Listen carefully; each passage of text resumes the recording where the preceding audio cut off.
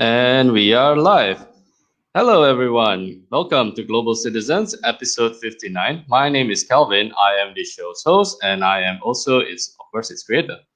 So, my guest today is actually one of, if not the most cheerful and nicest person I've ever had on the show, and I've had 59 episodes so far. The reason why I said that she actually, in her own conversation title, she actually asked to how do you should you pronounce her name. But aside from that, this lady is an amazing individual. So she grew up in across 5 continents in 7 countries, and she comes from multiple cultures. So in 2014, she started Cultures, the global multicultural magazine. That first it was done online, then its print version came out 4 years later. It has reached around 1.26 million readers. It has 500,000 subscribers, and it is could be found in almost 2,000 stores across the United States. Along with that, she is actually a lecturer in Colorado State University, and recently she finally has fulfilled a program for third culture kids. So without further ado, I would like to pass the platform over to Miss Dani here. So Dani, welcome to the show. How are you doing today? I'm fantastic. Thank you. You're most welcome. I hope I did justice for your introduction. Yeah, Oh, of course. Of course. Yes. Thank you. I appreciate it. most welcome. All right. So we will start with the very first question. So, Danny, and before I begin that, I sincerely need to apologize for it because you will hate me after this. So there is a term on the show called TC Quest, which is basically on the countries that you have grown up with, the countries that is considered part of your journey as a Yeah. TCK. Yes. And if you don't mind, please elaborate on that. And the second part is, I'm sorry. What is your definition of home? Is it more towards the people or the location itself? So, Dani, go ahead. Oh, hello, Dani. Oh, Dani seems to be frozen. Okay. Good. I don't know if you went out for a second. Oh, We both disappeared from my camera for a second. oh, apologies on that. So, yeah. Oh, Dani. Oh dear. Oh, okay. Dani, are you there?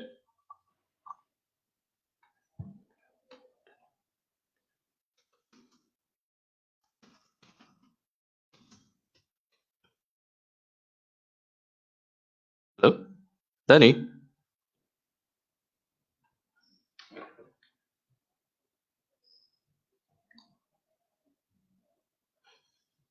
Danny, are you there? Oh dear.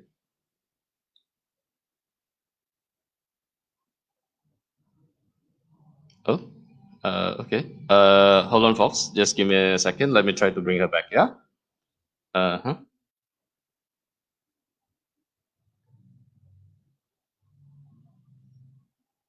Okay.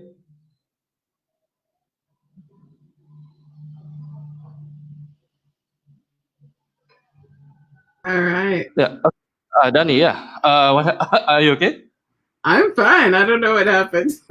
I It told think me there that was. the connection was unstable at mine. So anyway, I just Yeah. waited. Yeah. Okay. Okay. Yeah. So I'll pass the platform again for you to introduce your homes. My homes. So I'm Trinidadian Costa Rican, and my mother is from Trinidad and Tobago. My father is from Costa Rica.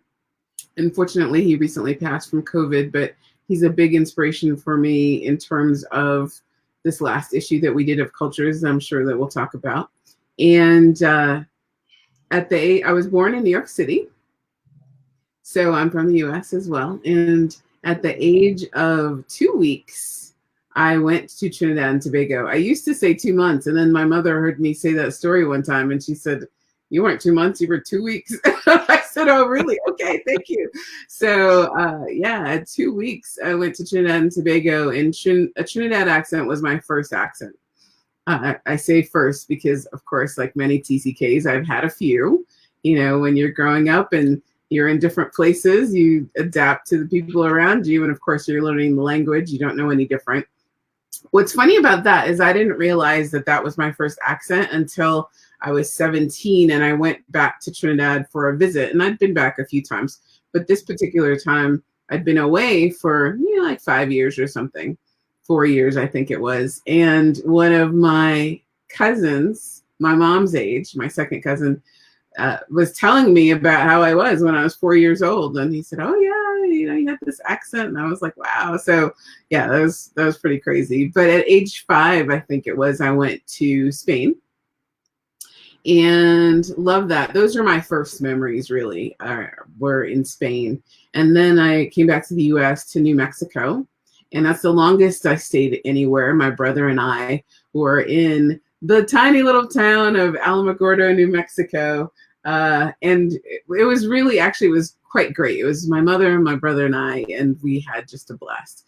So Alamogordo is known for the white sands, and it's fairly close to Roswell, where they talk about aliens being, but that's a whole nother story. So we would go to El Paso, Texas. That was like the big city.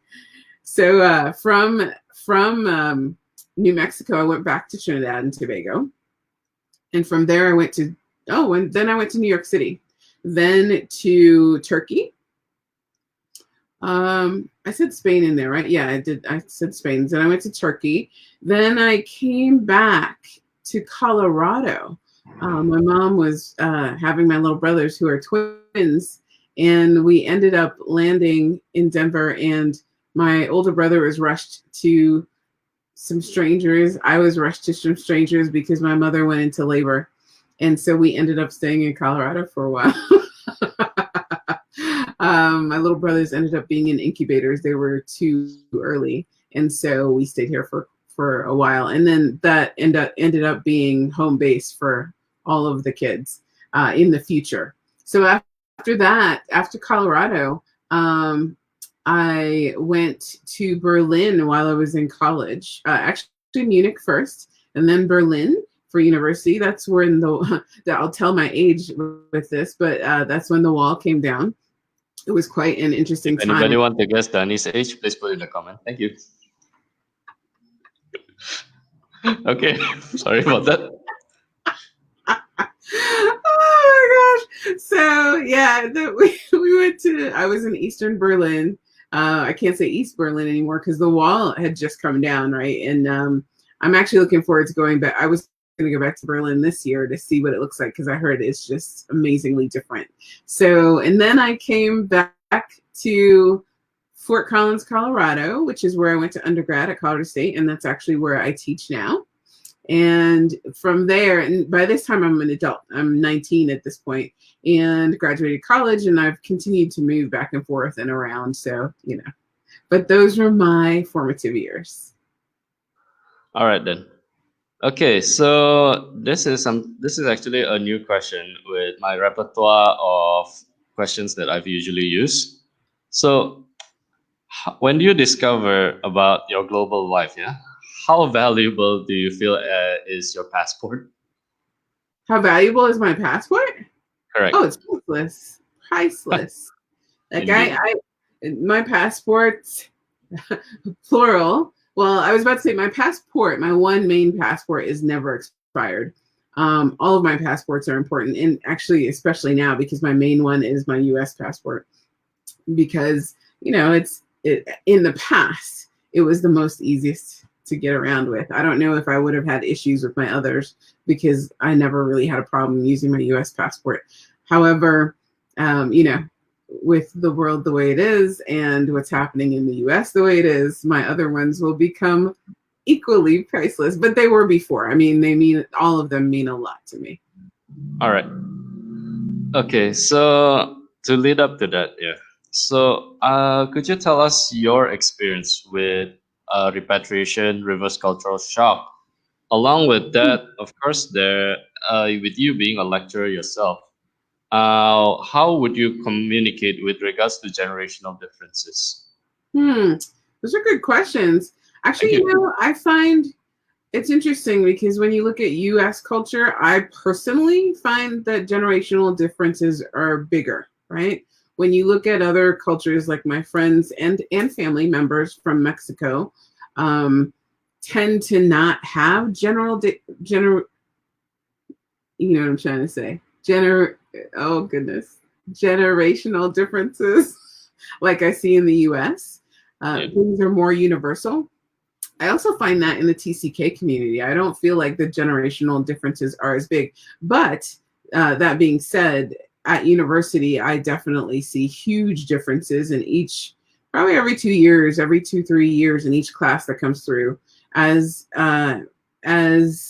someone who teaches the next generations, we have to, as lecturers, really learn the personalities and what's important to the people we're teaching and how to reach them best, because what worked for the last class doesn't work for the next class. So the foundation of it and the principles are very much the same, but the way you deliver the information and how you interact with the individuals are very different. For TCKs as a culture, I find that generational differences aren't as big, but of course there's some things that are quite different. Like internet wasn't available, when I was in school. So writing letters was huge, which I do believe there's a resurgence. So Generation Alpha and Gen Z, books and paper and writing is becoming much more important. I personally feel part of that is because in our digital world, there's so much coming at us. There's so much information. Paper gives you an additional sensory experience, which is also why we created the print edition of the magazine. And it's amazing how important to all generations. Every single generation loves the print edition and focuses more on the print edition. I don't care how old they are. There's a few that prefer digital, but most want print. And so I think it's just a given. You have to do digital, but print is a luxury. Print is something, when something's really important to people, they tend to want to keep it and hold it and touch it. It makes a difference in how they feel. And we call our print edition our luxury experience. So that's what I feel about the generations for TCKs and elsewhere. For those of you who might not know, mail is the earlier part that we use in order to make an email in the past. Yeah. So, for those of you who have never seen it before, it is a piece of paper inside the envelope that was used to be delivered by a postman, who by now you only would like to see for your online delivery. So, with that, okay, sorry about that. Okay, so I think at this point, I think everyone, well, I'd be shocked if no one knows what mail is, because a lot of bills still come in the mail. And there's a lot of direct mail that still comes in the United States anyway. I actually haven't been living in another country for a few years. So, there's one very funny story on that. I actually have a TCK friend who grew up on a boat. She actually has never seen a mailbox until she was around 14 or so, I think, if I recall correctly. The oh, reason for that, wow. yeah, in fact, when she was younger, her father used to tell her, "You see that thing? Don't have that in your house." So because that is where you receive your bills and etc. So He wasn't I joking. was, yeah, I wasn't kidding. I was really surprised about that. But that's, well, in case of people who doesn't know what's a mail and have Yes. experienced that lifestyle, yeah, you will see that big yellow thingy. Or if you live in Singapore, it is the silver colored box whereby you receive all your mails and stuff. Yeah. So with that, okay. So let me get back to this. So for those who just tuned in to the show for the very first time, yeah, Global Citizens is an online webcast that I created to host those who has experienced multicultural lifestyles, such as Doni and I. Both of us are third culture kids. I've also invited nomads, also expatriates, and on occasions I do have international speakers. So why I actually do invite these individuals is because, yes, when you are on a vacation, you are exposed to another country's culture. But when you live in that particular, in especially for some of us who grow up in multiple countries, uh, We can describe it as we live a piece of ourselves in that country, and as a result, it became a part of who we are. It helped to shape our dynamics. So, in case, let me give you guys an example. If I tell you that I'm from Indonesia, and if you tell me that, oh, I've been to Bali or I've been to Bintan, my answer is go screw yourself, because that is the worst representation we can have for an Indonesian. Oh, just to let you know, Danny, yeah, we do use expletive in the show, but of course, well, we use it to elaborate a point. And with that, let's carry on. Sorry about that. Okay. That is so funny. Well, I've only been to two places in Indonesia, and one of them is Bali. Oh, oh, sorry about that. But yeah, I think you get what I mean. Sorry about that. Okay, let's Oh my carry on. gosh. Okay, let's I move did on. forget to Sorry. tell you what home is. Home, you said, is it a location or is it the people? And actually, Yeah. for me, it's a little bit of both. Okay. Home to me is where you are. Yeah. So wherever you are, that's home. You create a home with your attitude, with your friends, especially in today's world. We talked about generational differences, and you can keep in touch with people all over the world. And now, oh my gosh, we can't interact in person, so we're getting so much more used to digital and connecting with people who are far, far away. So it's even, I mean, I think in person will never go away. That's always going to be special. But yeah, wherever you are, you can make it home. It's about how you feel and the connections you make, and making it feel like you belong. That's home. Yeah. Home is belonging. All right. Yeah, that's actually a really good. That's actually a really good answer. So when I actually first created this show, the thing is with me is that I don't feel that I belong at that time. So Mm, I grew up in mainly two countries, Singapore and Indonesia. For when I was doing my degree, I actually studied in University College Dublin's affiliated program. So indirectly, I was exposed to the Irish culture. So mm. yeah, so Lucky you. yeah, I yeah. love So the Ireland. yeah, they are some of the nicest people you will see. They're really friendly, Mm. and the thing is that you don't want to go drinking with them. Yeah, that's another story for that. So okay, so for me is that the definition of a third culture kid is actually there's two definitions. First off is I see the world in a third person point of view. And the second is because don't feel the sense of belonging in both my homes, I look for a third one. So yeah, I do agree with what you said on the need of belonging. Yes, yes. And I think we can create that for ourselves. I think that's part of the problem is no matter what culture you grow up in, often belonging is seen as something that comes from the outside. It's Yep. the people that we love and the place that we live and the friends that we have and the things that we do. But really, I think we can create that from the inside. And if we're able to do that, then we're at home wherever we go. Indeed, indeed. And we feel like Okay, we belong wherever we are. I agree. Okay, so I actually would like to jump in earlier with what you said regarding your career as a lecturer. Okay. So with TCK themselves, okay, throughout of course, this is from my experience on hosting this year. TCKs Okay. tend to lean towards a career which is more purpose driven. They are creativity based and of course entrepreneurship. So it is something that leans more towards personal autonomy. Yeah. So what makes you choose your current career path, and what have you keep in mind in order to truly enjoy what you are doing? So I wouldn't say that being a lecturer is my career path. Yep. I have many decades in marketing, public relations, writing, of course, or Yes. media, right? And all of those Yep. come together for Cultures Magazine, but also the same with the lecturing.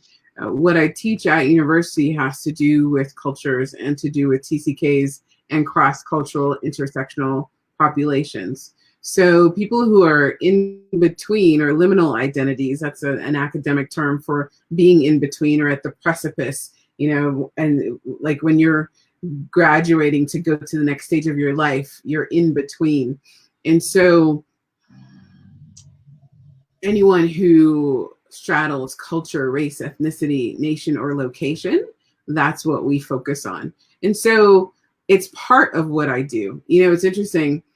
Earlier in my career, I looked at, and I've been compared to Martha Stewart or Oprah Winfrey because of the number of things that I like to do. They have their hands in products and media and speaking and engagements, et cetera, et cetera. And that's really how my career is as well. In terms of cultures, we're working right now on a television, not a traditional television network, but an online television network. We're so excited about that, and offering a number of different channels with all of our TCK experts. Cultures has experts, I think, on every continent.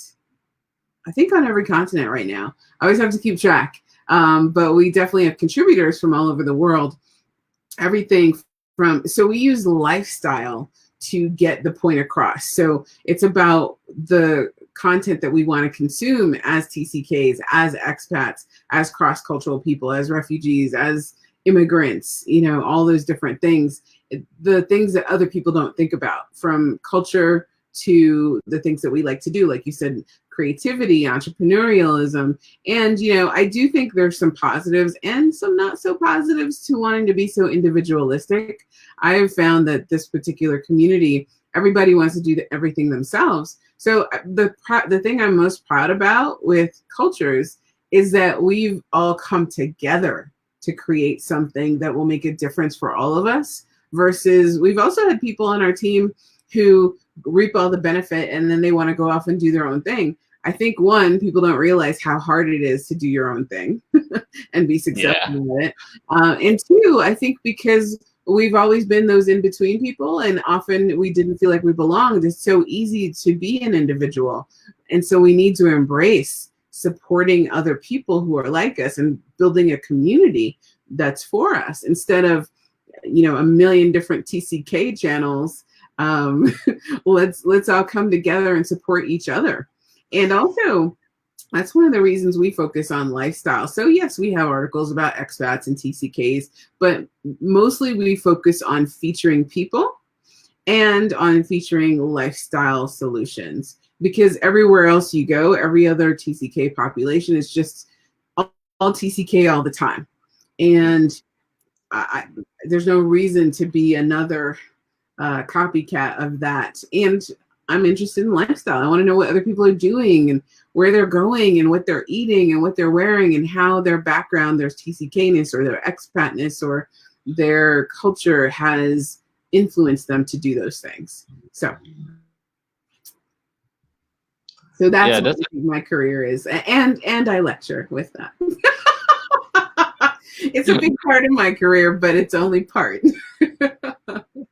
Well, it is definitely a huge part, yeah. Yes. And I truly, truly appreciate that.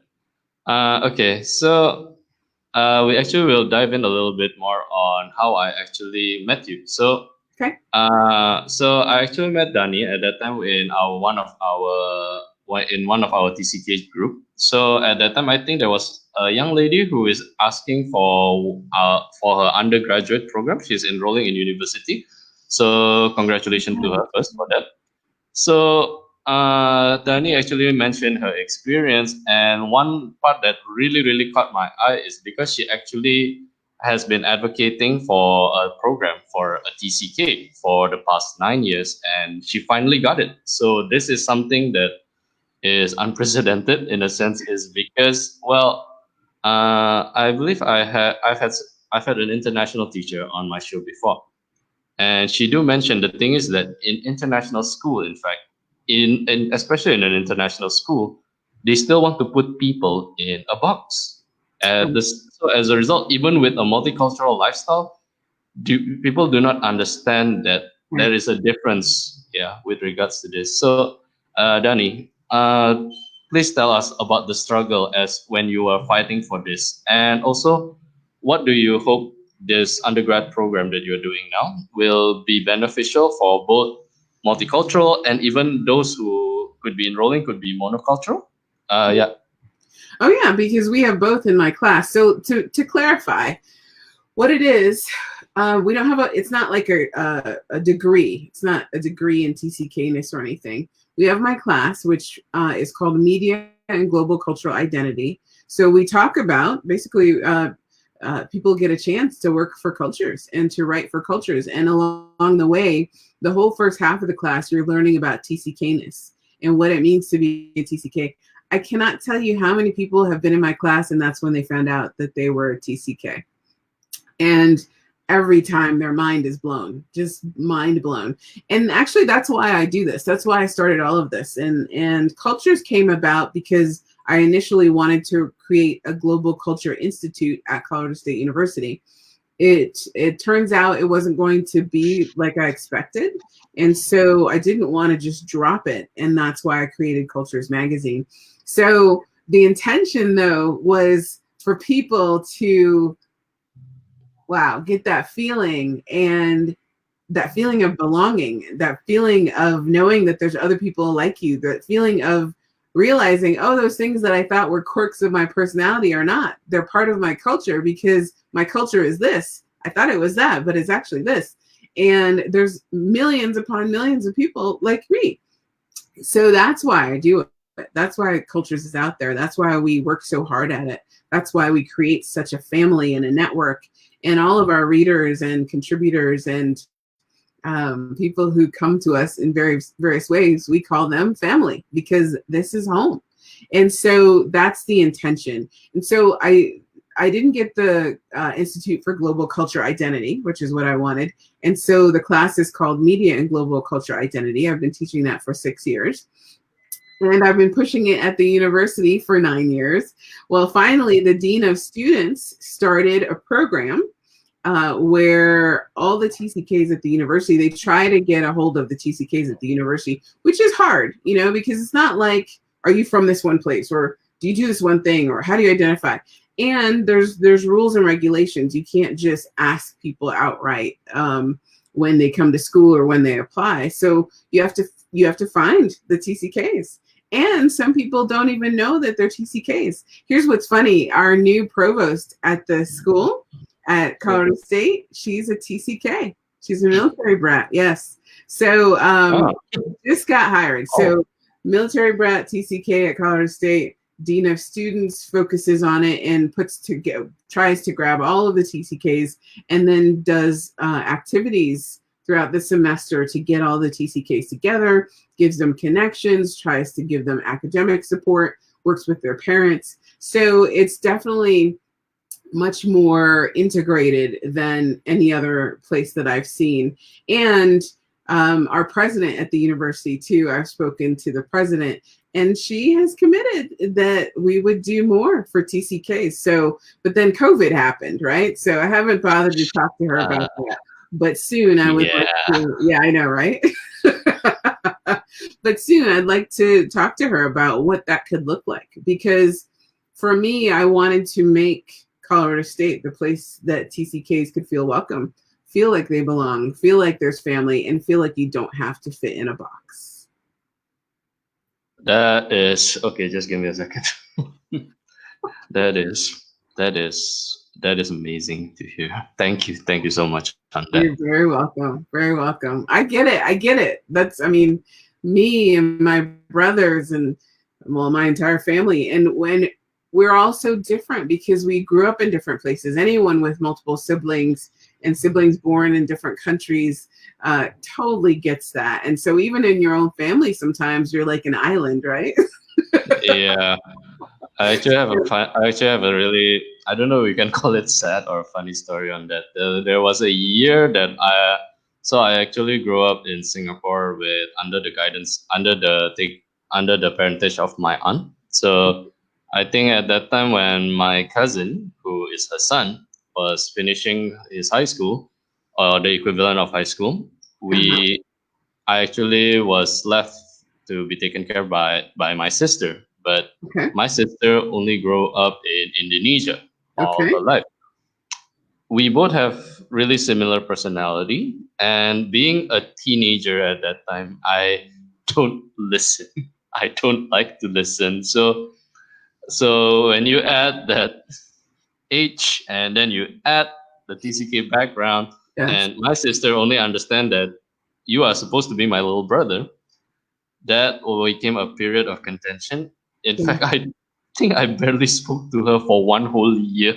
Oh It's wow. because I just want to avoid conflict if necessary. So at that time, and I have two older sisters. I love both of them dearly. But the thing is both my sisters do not see my point of view, or they do not understand my point of view at that time until they themselves has experienced the global life. Yes. So yeah, I do get what you mean by that. Yeah, it really Well, feels like an island. It's because, I mean, there are those who are fortunate enough who may have lived the global life with their family, but well, for me, it was a different case. So it was something that became really separated. And I think if a lot more people are actually aware of what's going on, like what you are doing, I think it is something that could help with a lot of families' harmony issue. well, we definitely should tell your story in the magazine because I grew up similarly where, let's see, some of the time I went to Trinidad, I told you 2 weeks, but I was with my Yeah. mother then. And some of the time I grew up with my grandmother, some of the time I grew up with my great aunt, some of the time in high school, I grew up with some friends, right? Wow. And so each of my brother, I have three brothers, and we each have very different backgrounds. Here's what's funny. So I focus on dimensionality. So in cultures we Yeah. coined a term called cultural fluidity, and that's Oh, really about our TCKness and how we're fluid in culture as we move through the world. You're not just this one thing. You're these many things along this dimension. Well, or excuse me, along this continuum. And dimensionality is when I realized that my little brothers, who are way more US based than my older brother and I, are so different and understood our parents less than my older brother than I did. Because we grew up in those other cultures more than they did. So we understood, for instance, my mom a lot better and where she was coming from and what she meant. They grew up more in the US. So that some of what she expected, they thought, well, this is crazy, right? Well, so what's funny though, when I first started cultures, we had a barbecue with all these people. And my brother is telling about his experience. And he's telling. And it's all military stuff he's talking about. So part of my growing up was being a military brat, but mostly I consider myself a global nomad TCK because most of where I went was just being global, moving either because of where my parents lived or because of where my father's from or because of school. Whereas my brother, most of his moves were for the military in his mind. And then he joined the military, whereas I went to college. So he's talking, and I thought, what life are you talking about? Like, you're only 2.5 years older than me. Like, how is your experience so different? And then it clicked. Oh my gosh, his experience is completely different, even though it's only a couple years, right? And my little brothers, who are 14 years younger, theirs is very different than both of ours. Here's the game changer. I'm almost embarrassed to say this because I can't believe, I mean, I've been studying this for almost 2 decades. And one day I looked up and realized both of my parents are TCKs. And that was probably maybe 5 years ago. And instantly, as soon as I realized they were TCKs, I understood them infinitely better. And I remember laughing and I said, oh, so my mom's not crazy. No, no. And I don't think it's crazy. But sometimes you're like, what's happening? And then the next thing I thought, oh, it gave me insight to how some people may see me, right? Because I think so differently than they do. They just think you're a little bit off, right? Because especially you hear my accent, I sound like I'm from the US. People assume I'm African American, not Afro Latin Caribbean, right? They expect me to think like they do. And when I don't, that's very strange for them. So it was such a gift to have that epiphany and realize, oh my gosh, both of my parents are TCKs. All in one instant, I had a better understanding of who they are, and also a better understanding of myself and how other people view me, because I never realized they were TCKs before, and now I got it. Both my parents aren't TCK actually, but I do have a similar experience with that. So, before the pandemic quarantine started, I actually visited my father's hometown. We were praying for, well, yeah. So we were praying for our ancestry. It's a tradition called Chengbeng. So, here's the thing, I grew up in a big city in a lovely house with two loving parents, and well, I lived in Singapore for over a decade. But the thing is that well, I do I do actually keep in touch with my parents, even though when I come back there was a lot of mess in that. But I do love my parents dearly, and I do keep in and well I'm staying with them. When I visited my father's home, I actually went to see how it's like for him growing up, because I don't know why my father has this certain obsession with. I believe if people you can categorize it as a real estate mindset is that he sees area that's a little bit broken down, then he want to fix it in order to resell it at a high price. I do now understand why he actually liked this particular area or living in that kind of area, because that was what he grew up with. And to him, a luxury is a slight improvement on that. And for me, my luxury is an improvement of what he provided with us growing up. Right, So, right, right, right, right. yeah, Yeah. I do understand that. But even Some, though it might not be a TCK, but when you see the difference in the world that we grew up in, so I yeah. understand why he is this way. Well, that's one of the dimensions, right? So Indeed. it's so funny when you look at domestic TCK, not saying that he's a domestic TCK, but when you look at that or cross culturalism, that's all part of being culturally fluid, right? It's not static. Back in the day, every people grew up, or I shouldn't say everyone, but people grew up in a homogeneous situation. So you could make good assumptions about who people were. That's not how it is anymore. Even just your father moving from where he was to now where you are, right?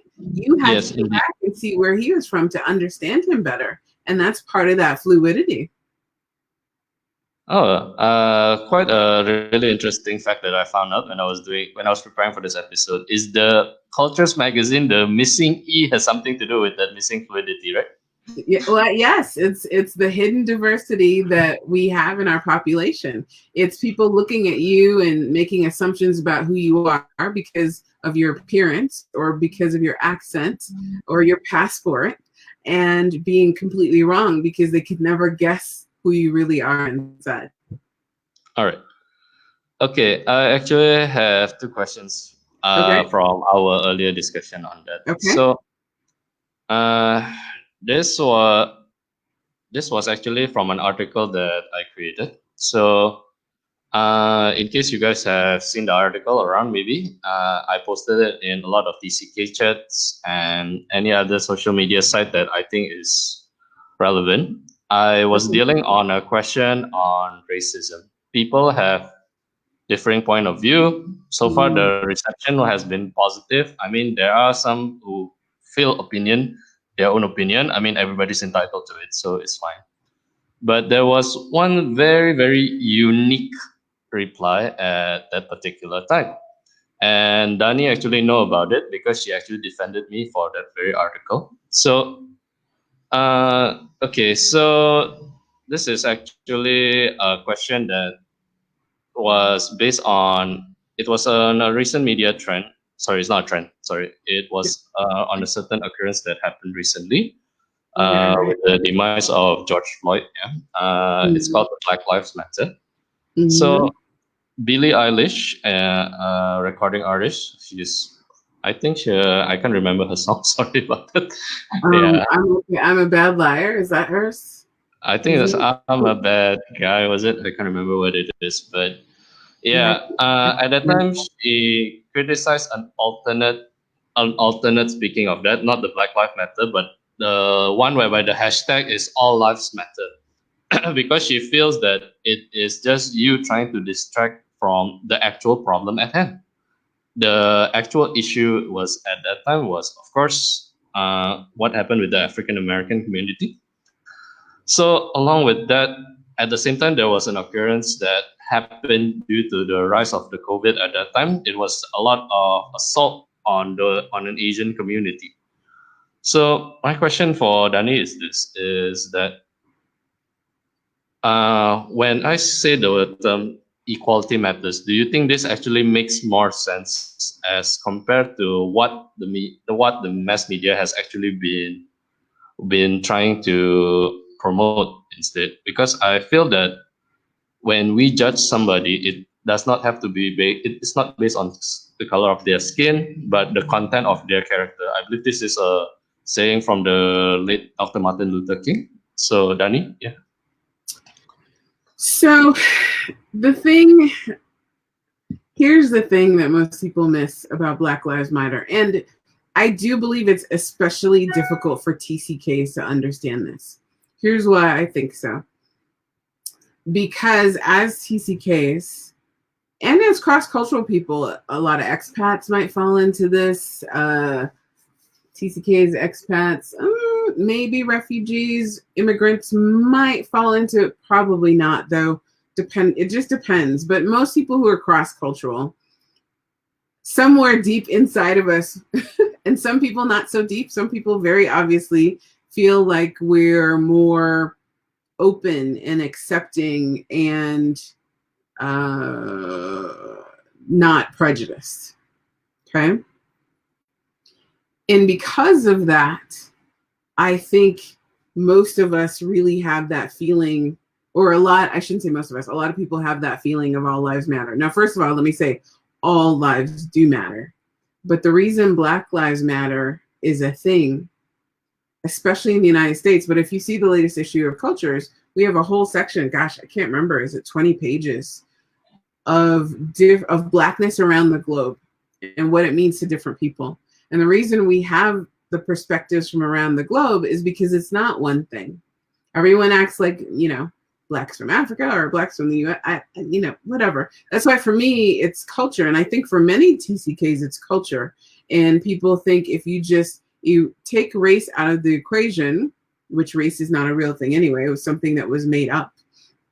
People say a social construct, but the easy way to explain that is, someone made it up because it benefited them one day. It's not how life works. It's not how people were made.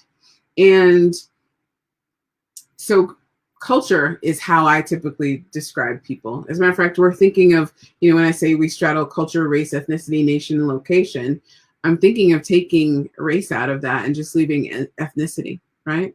So, but doing that by itself does not change the course of the world. World history is, many centuries old. And so a lot of the effects of racism have been in play for many, many hundreds of years. So when I saw on Instagram, I saw this great, not a cartoon, but an illustration that had all these different shades of hands up.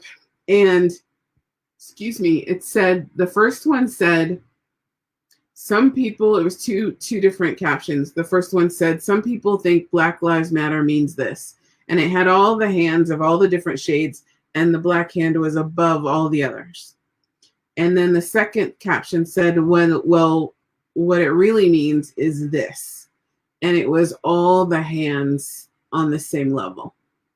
So most, not all, because I think some people use all lives matter as a way to diminish other people and seem like they're on board, right? But I think a lot of people, especially in the TCK community, believe that we all matter in the same way, and we do. But the world doesn't treat people that way. The world often has categorized people, and it's really a lot about social justice and oppression. So especially in the United States, but again, if you look at the issue all over the world, Black people tend to be oppressed more than others. So some people point to different people, like even Colin Kaepernick in the United States when he was doing his campaign to bend a knee when the anthem, the U.S. anthem came on, or someone said about a basketball player, shut up and dribble. Again, this is a U.S. reference. And Colin Kaepernick plays U.S. football in the National Football League. And they would say, oh, well, you make however many millions of dollars a year, you're fine. But money does not eliminate oppression, okay? And the difference is what it takes someone to get to that stage and be successful, the obstacles that they have to overcome when they look a certain way or are perceived a certain way, and when the systems and institutions around them are designed to keep them behind. So when you overcome that, it's really a lot. And it doesn't mean that you win either. There could be a point in your life, like, I'm not going to give examples because I don't want to get political, but just because you're successful doesn't mean that your blackness is taken away. And all it takes is someone who doesn't like that anymore, or a system that's built against you to use it against you. And now you're back in the same place as everyone else. So it's really about oppression and about what it takes for people to have equity in healthcare, equity in education, equity in housing. You know, when you're looking at studies where kindergartners, first of all, I couldn't believe kindergartners get expelled, or what's the other term? You get expelled, or where you can't come to school for a while. I can't remember what that's called. Suspended. Yeah. Kindergartners. But when they look at the studies, they see that brown children get expelled and suspended in kindergarten more often than others, and brown boys even more often than everyone else, right? Those are the things you're trying to overcome. And as we know, in TCKness, when you're forming your identity, those are critical years. So can you imagine if you're 4 or 5 years old and you're pretty much being told that you're no good because you're suspended because you're too hyperactive in class, or because, you know, you laugh or talk too much, and you're being told that's bad and you are bad, stop it. How do you think that affects you as you go on? That's the difference with All Lives Matter versus Black Lives Matter. Okay. Yeah. I know. And I must say too, I had to learn that. I think, and there's an article that we mention. We don't have the whole thing, but we mention a Nigerian or the daughter of a Nigerian immigrant to the United States, who talks about how her mother said it would have been a better service to everyone if people had taught them about the United States before they came here. And I agree with that too, because as TCKs, and what I started to say earlier is, teaching my class is when I really realized the difference with this and with TCKs, because I found that my TCKs who were majority of the majority population tended to ignore what their TCKs of color had to go through. And actually TCKs of color kind of ignore it too. And I was one of those people. I did it. It's only in the last few years that I'm really understanding all of this information, because I think as TCKs, because often we're not immersed enough in one society to feel the true pain and the true oppression that may be there. And you're moving along, life is great, you know, and your life is dandy. I really had to take the time and educate myself about different struggles of people of color. It's actually quite amazing. And once you learn the facts, that's when you start to accept what it's really about. It's not about how we think or feel. How we think or feel will change it, but we need to learn history and current systems that are in place to keep people oppressed. Sorry, with regards to what you mentioned on history, if it's okay, I would like to pay a tribute to your late father. I believe you mentioned it in cultures, yeah. Yeah. I think it was, if I recall correctly, the article was on his success, on him being able to graduate from school. He worked part-time to actually afford the education. But Yes. even with the college education, he was denied some of the things that could have actually gotten through for that. So Yes. yeah. So how do you feel that has impacted your life though? Well, I didn't grow up with my father. I actually created a relationship with him later. And in creating that relationship, I can see I can see the damage that was inflicted, right? You know, his native language is Spanish. He had this fantastic accent and most wonderful calligraphic handwriting that's how they teach you to write in Costa Rica. It's just beautiful. And but he was dark skinned, and he was top of his class at I won't say the insurance company's name, but he was in the management program. So I think a lot of people would say, "Oh, you've made it. You're successful because you made it into the management program for this very sought after company in the United States, no less, right?" But he was top of his class, and that should have afforded him certain things, and it didn't. And even when your white classmates are saying to you, "Oh, wow, how come I get to do this before you? You were top of the class." That's when you realize something's wrong. Yeah, so I think I know that it affected him. And it didn't affect me in the same way because I grew up more as a TCK, a more nomadic TCK than anyone else in my family. I'm the most nomadic TCK in a family of TCKs, right? And so I think that benefited me in many ways, and it also hindered me in many ways, but I didn't learn that until I got older. So, and I had to learn to overcome them. And so now that I've overcome a lot of those things, like, oh gosh, now I'm forgetting the term grief, basically unexpressed grief. I can't think of the term right now. Unexpressed grief, which is something that TCKs often have. I actually find it interesting because in COVID, when university students weren't able to go back to university, everybody said, "Oh my gosh, how horrible. They didn't get to say goodbye to their friends. They didn't get to pack up. They had to move. All of a sudden, the ground shifted underneath them and they don't have any more stability." And I thought, well, yeah, we've been through that. right? Really, Right? that's a Tuesday for us. Yes, that's a Tuesday, right? So I find it interesting because people do understand that those things are important. But in the case of TCKs, often they're not treated as important. So we have to just move on often. And of course, all of us express what that emotion, what non-release of those emotions does. We all choose different ways to express it, but it affects all of us.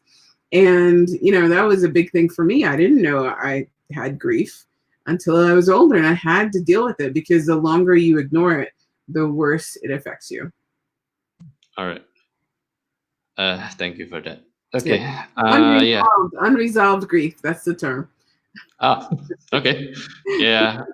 I think I recently read a book by Mark Manson. It's called The Subtle Art of Not Giving an Okay, I'm done. I better don't say the last one since Doni was already shocked by when I used a slightly toned version of that. No.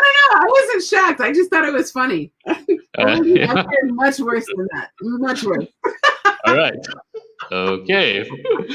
All right. So one of the key lessons from that book is the importance of hardship in life. I think it's what makes us it improves us because when we pass through an obstacle, we become a better individual. So for TCK, I guess that's we can call it maybe separation anxiety. I guess the multiple times that we separated is like a sense of mourning, like when we are not gone forever, but the thing is like a piece of us was ripped away in a sense. So yes. I think is something that I think this actually highlights how the importance of difficulty in life, I guess, and also now with how the world is due to COVID, it actually shows to a lot of people that what we had in the past or what we have always had is not going to be there. So it makes people treasure the loved ones or even an opportunity a lot better than last time. Yeah. True. I All right. believe that. I hope that people learn that. And to your point about hardship, it's important that you learn the lesson from the hardship. If you just absorb the hardship, then it's not a positive thing. Okay. So this one, okay, you already answered this. My repertoire of question. Okay, never mind. No worry about it. I'm just kidding. Yeah. So with regards to cultures, yeah, at first it was a digital. Then, as you mentioned, it was the luxury experience before it become a print. And I Yeah. think now you are still doing it in the either way. So, how do you feel though, having more multicultural contents and awareness of the difference in mindset would actually help to dwindle global issues, which Mm. I believe in the past, you mentioned it earlier also, it could be rooted due to the need of the sense of superiority, or it's because the system in the past benefit a certain party. Mm. Well, I do believe you have to dismantle those systems. I mean, if they're there, any remnants of them are there, it just makes it harder to move forward because people are still being affected. People are still being oppressed, and that's not good. But I do think any kind of multiculturalism, in the last 5 years, since so to what you were saying, we were online first. Digital is a little separate than online, so we still have all of those. We have online, we have digital, we have mobile, and we have print, which these are our most recent print issues. So this is our subscriber cover for the luxury print experience in the current issue. And this is the newsstand cover. So if you go to the store to purchase, this is the same issue, but on newsstand. And this was our previous cover. And actually, I love this one because we have cover models from India, the UK, and this one is Israeli Ghanaian. No, Israeli? No, Iranian Ghanaian. And then a domestic TCK from the United States. That's a person of color. But I do think the more we see those images, the bigger difference it makes. So when we first started with cultures, there is a television commercial. There's one in the UK and one in the US that was featured in an article on cultures. And it was talking about the stir. Both of them had multicultural families, and they caused quite a stir at the time. Now, fast forward, gosh, like 5 years later, and in the US anyway, because this is where I live now, even though I travel a lot, I live here for now in the US. There's so Not much. due to your own choice, though. Not due to your own choice. You can't really travel. Well, yes. I mean, the traveling is, yeah, that's kaput. That's done. As a matter of fact, I've been speaking quite a bit to people about my balcony, which I call Italy. So I redid my whole balcony. It's like a vacation spot, and I call it Italy. So it's pretty funny. But in terms of living, I'm not sure if where I will be in the future, what country I'll be in. But I do think for it to, there's a lot of change that has happened, and it's very effective. But there's a lot of people who don't realize what other people's lives are like. When I'll give you an example. And this one, I think they were in the Middle East, and somebody asked a person of color, "Oh my gosh, somebody basically just told me that they thought I was racist." I'm not racist. I have friends of color. And the person they were talking to said, "Okay, right there, that's probably an issue." And she's like, "Do you have one friend of color?" She's like, "Well, I have six." And she said, "Do you have friends of color?" And the person said, "Yes." And I don't know how many I have because I have so many of all kinds. And I would have to sit down on my address book and count them to see who it was. So the fact that you know how many friends you have of a particular persuasion is part of the problem, right? So to your point, yeah, it would be great if we were this big melting pot so I guess I call it a toss salad, because we can all be who we are, but still be part of this fantastic dish, right? So maybe it's not a tossed salad, maybe some special kind of very flavorful and super amazing salad. I still like to use the term melting pot, I guess. Growing up in Singapore itself is like a well, it's an integrated society, but Yeah. you can definitely see the difference. So yeah, Oh, that's I'm fond wonderful. of I that love one. it. I love it. That's great. Well, the one thing that scares me, I love globalism. I love all the cultures. I love all the food. I love all the people and all the differences. And the one thing that scares me in globalism is when I go somewhere and I see something that's from another place and that part of what's in this country is disappearing because it's been taken over by something else. That's the only thing that I don't like about the melting pot concept. But of course, I like all the people together and all the different things and the way of thinking. And yeah, it's fantastic. So anyway, I do think having um, media like this, because that's part of it, seeing people who look like you and think like you. That's why TCKs, it's so important to have that family, right? Of people who think like you and who get you where you not only belong inside, but you have other people that belong with you. That's great. Yeah, I think it's actually one of the best. I think one of the best benefit I grew up with being a TCK is actually you are able to adapt the mindset of others. It doesn't mean that because you are supposed to have a certain loyalty to a country, you are supposed to think like them. Right. Because others' mindset is something that could actually means progress. I mean, Mm. well, that is something that I actually I actually had to endure a lot of struggle for that actually. But yeah, I do agree that by and one of the easiest way to actually integrate yourself, I think, is through language and also Mm. maybe like I think it's part of lifestyle. Also, it's food because Mm. I think where was it? I was reading an article. I think in Trinidad or Tobago or something. It where but when you actually imitate the okay yeah, that place is one of your homes. Yeah, Yes, yes. That's part of me. right.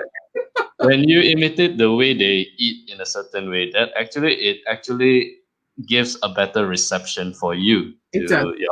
to your host. So I think this is something that people need to look into, I Yeah, guess. yeah. All right, Danny, I have two final questions for you. Okay. So, first off is this: what do in an imaginary utopia of your own kind, of your own mind, of your own? This is not real anyway. I mean, I have been criticized by people I'm being too optimistic, but the thing is that why would I want to create a show to promote multiculturalism and then I spew out negativity. So Mm, yeah, I don't really like that mindset. I know that I can be too optimistic on that, but mm. well, this is a culture that I wish that I love, and I don't have anything. I don't think I need to promote anything bad on it. Right, right, right, So right. in an imaginary utopia of your own, okay, what system of governance and leadership based on the places that on culture that you grew up with or those that you are exposed to that would you apply in that particular area? Well, that's a hard question because I was a child for most of those governments. I mean, I don't know that I was paying any attention, right? No worries. Um, I think I don't think anywhere really has the best form of government. I mean, government is made of people and people have flaws. I don't know that you'll ever have a utopian society from that, right? But there's plenty of places that are nice. People talk about the United States. You and I were talking about where I live, Yeah. right? Yeah. They talk about the United States as it's one thing.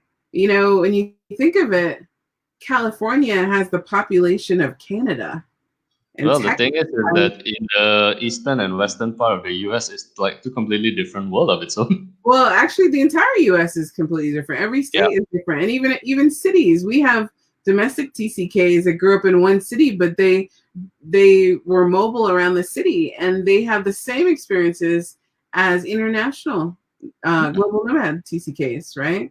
So when you think of the United States and Canada has the same population as California, and Texas has the same population as Australia, or is it Australia?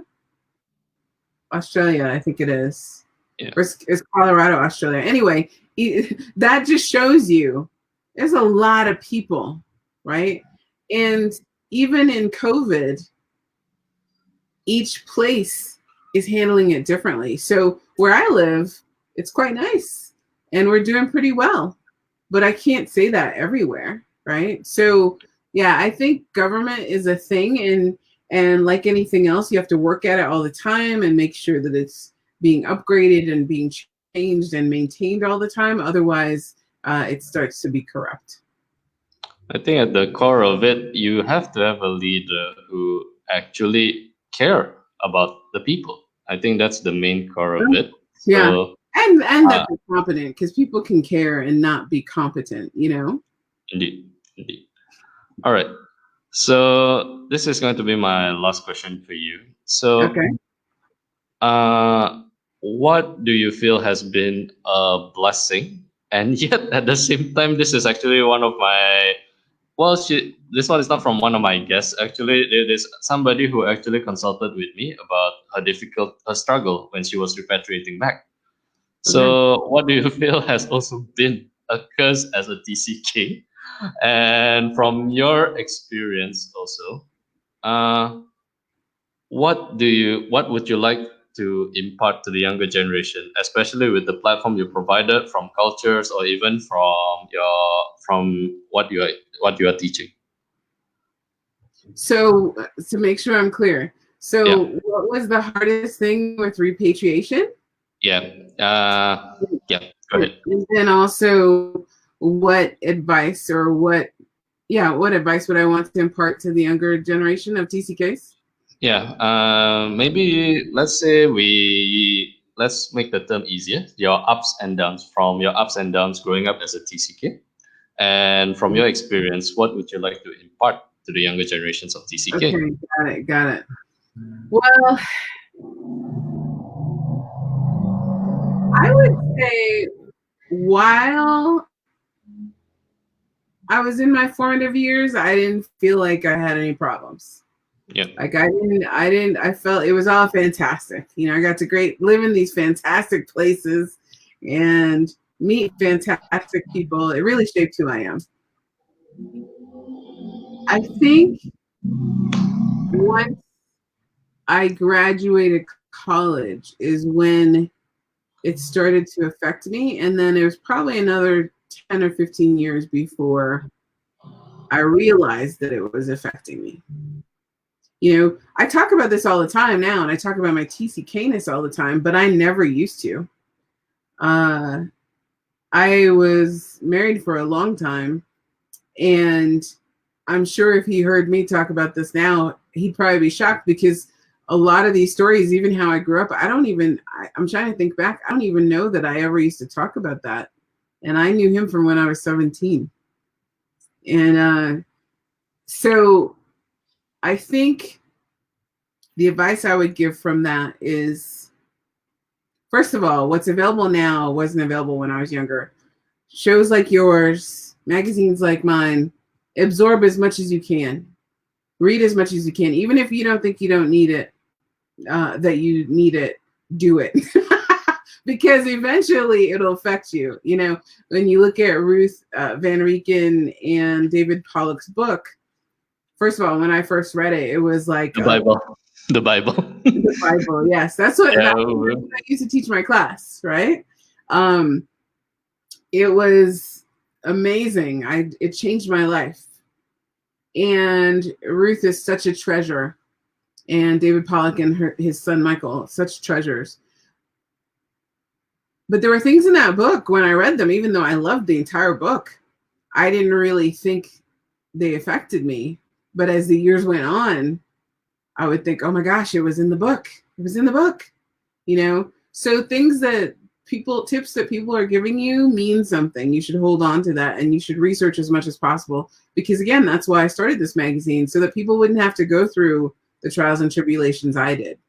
So once I graduated college, it started to affect me physically, mentally, emotionally, because you start having more life experiences. You start having more challenges, as you had mentioned.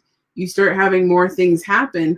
And the more grief that now, in my case, I've learned how to stuff that grief down. I've learned how to just move on and be a trooper. You can do this. This is great. You're the best. You just move forward and you ignore it.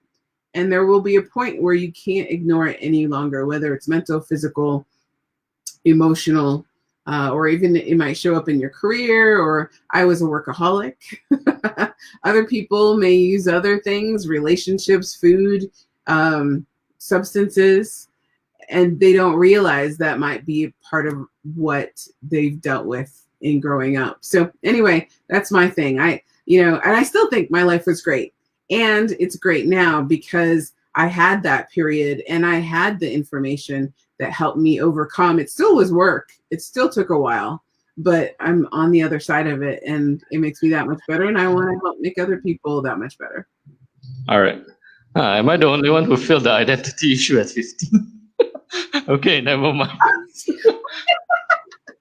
Yeah, the only one who felt it at 15. You know what?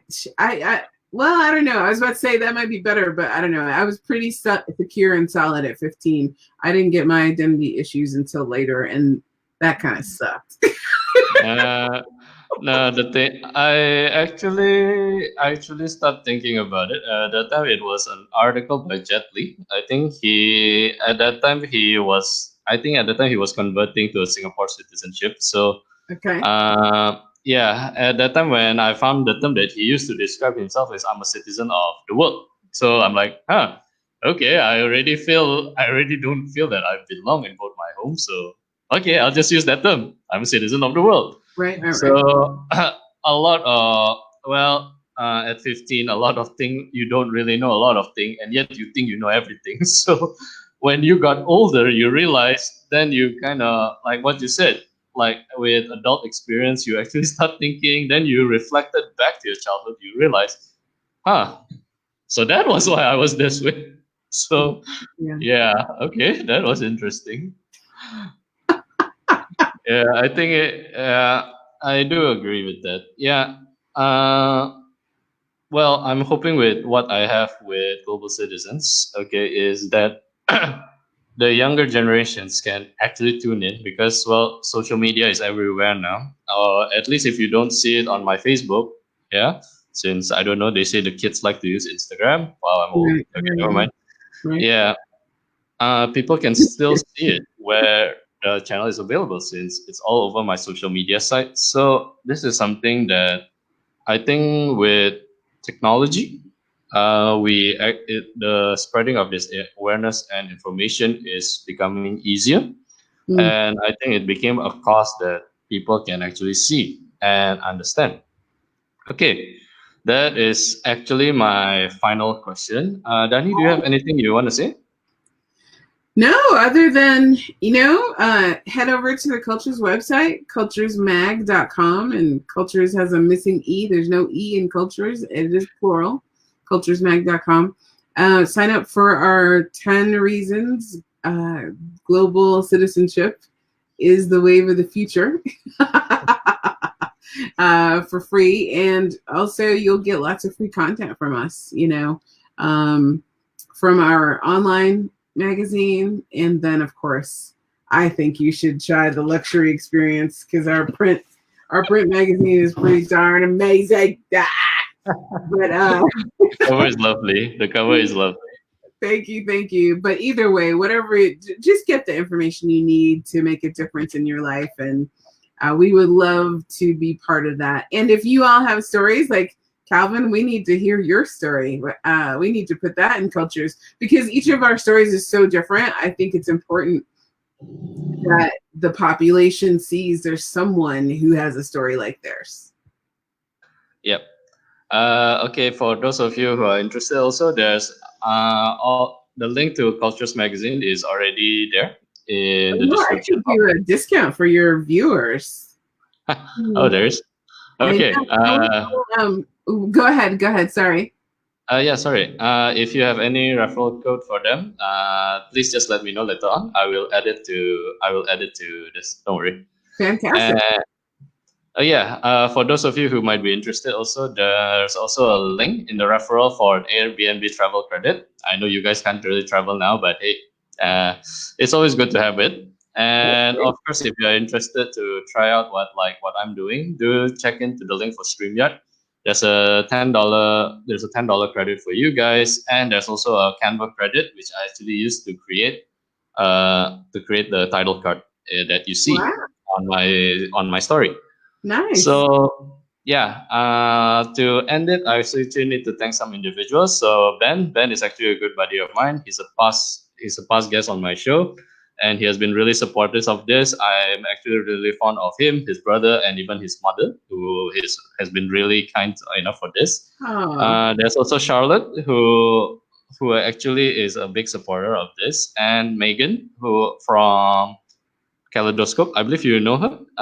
She oh is yes, I do. Yes, I mean we haven't met in person, but yes, I know who Megan is. That's fantastic.